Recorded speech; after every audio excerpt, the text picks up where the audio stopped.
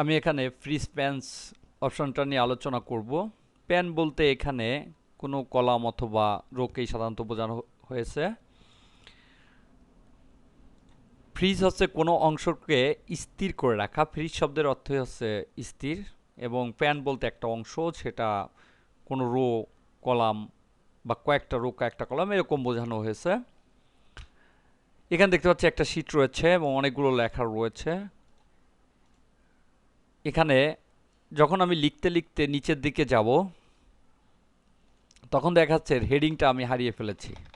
অর্থাৎ উপরে যে হেডিংটা ছিল, এখানে যে হেডিংগুলো ছিল, এইগুলো নিচের দিকে গেলে হারিয়ে যাবে, অর্থাৎ উপরের দিকে চলে যাবে।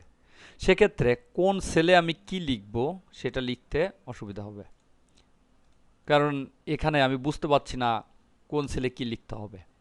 এরকম সমস্যা পড়তে হয় বড় শিটের ক্ষেত্রে। কিন্তু যদি এমন হয় আমি এই অংশটুকুনরে ফ্রিজ করে রাখবো, সেক্ষেত্রে যতই নিচে যায় না কেন ওই অংশটা স্থির হয়ে থাকবে। এটা হচ্ছে ফ্রিজ প্যান্স। আমি ফ্রিজ প্যানটা করে দেখাবো। আমি যেখানে কার্সর রাখবো তার বামে এবং উপরে ফ্রিজ হয়ে যাবে। আমি যদি এখানে কার্সর রাখি এবং এখান থেকে যদি ফ্রিজ প্যান্স কমান্ডটা দেই, তাহলে উপরের যে রোগুলো রয়েছে সেগুলো এবং বামে যে কলামগুলো রয়েছে এগুলো ফ্রিজ হয়ে যাবে। এখানে কার্সর রেখে ফ্রিজ প্যান্সে ক্লিক, ফ্রিজ প্যান্স।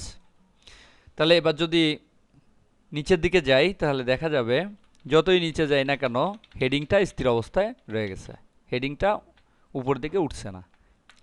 আবার যদি যেখানে রেখেছিলাম কার্যত ডান দিকে যাই, তাহলে দেখাচ্ছে বামের অংশটুকুন ফ্রিজ হয়ে রয়েছে। এভাবে উপরে এবং বামে ফ্রিজ করা যায়। আবার তুলে দেওয়ার জন্য ফ্রিজ প্যান্স থেকে আনফ্রিজ প্যান্সে ক্লিক করতে হবে, তাহলে ফ্রিজ প্যান্সটা উঠে গেল। এবার নিচের দিকে গেলে আবার পূর্বের অবস্থায় উঠে যাবে উপরের দিকে হেডিংগুলা। আমি যদি শুধুমাত্র উপরের রোগুলোকে ফ্রিজ করতে চাই, আমি বামে কোনো ফ্রিজ চাই না, তাহলে এমন জায়গায় কার্সর রাখতে হবে যার বামে কোনো কলাম থাকবে না। আমি এখানে কার্সর রেখে যদি ফ্রিজ প্যান্স কমান্ডটা দিই, তাহলে উপরের রোগুলো ফ্রিজ হবে, বামে কোনো কিছু যেহেতু নেই তাই বামে কোনো ফ্রিজ হবে না।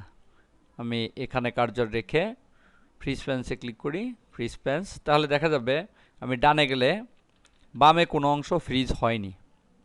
আবার যদি নিচের দিকে যাই তাহলে দেখা যাবে যে রোগুলোর নিচে আমি সেল পয়েন্টারটা রেখেছিলাম সেখান থেকে ফ্রিজ হয়ে গেছে। আবার তুলে দিয়ে এখানে ক্লিক করে আনফ্রিজ প্যান্স। আবার যদি এমন হয় আমি চাই যে কোনো একটা কলামকে ফ্রিজ করব, কোনো রো ফ্রিজ করব না, তাহলে উপরের রোতে সেল পয়েন্টারটা রাখতে হবে, অর্থাৎ এমন জায়গায় রাখতে হবে যার উপরে কোনো রো নেই, সেখানে রেখে ফ্রিজ প্যান্স কমান্ডটা দিতে হবে। ফ্রিজ প্যান্সে আরও দুটি কমান্ড রয়েছে।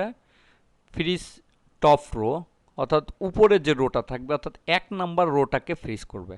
আমি যেখানেই রেখে এই কমান্ডটা দেই না কেন শুধুমাত্র উপরের রোটাকে ফ্রিজ করবে, বাম পাশে কোনো কলামও ফ্রিজ করবে না, শুধুমাত্র উপরের রোটাকে। এবার যদি আমি নিচের দিকে যাই তাহলে দেখা যাবে এই রিপ্রেজেন্টেটিভস কমিশন এই কথাটা ফ্রিজ হয়ে গেছে, অর্থাৎ 1 নাম্বার রোটা ফ্রিজ হয়ে গেছে। নিচের দিকে গেলেও এটা উপরের দিকে যাবে না, বাকিগুলো উপরের দিকে যাবে। আবার বাদ দেওয়ার জন্য ফ্রিজ প্যান্সে যে আনফ্রিজ প্যান্স।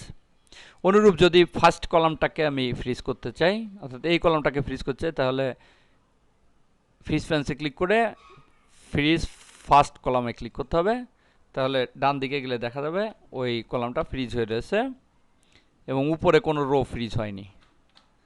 আবার তুলে দেওয়ার জন্য ফ্রিজ প্যান্সে গিয়ে আনফ্রিজ প্যান্সে ক্লিক করতে হবে। এভাবে কোনো রো অথবা কলাম অথবা ফার্স্ট রো ফার্স্ট কলামকে ফ্রিজ করা যায় এবং আনফ্রিজ করা যায়।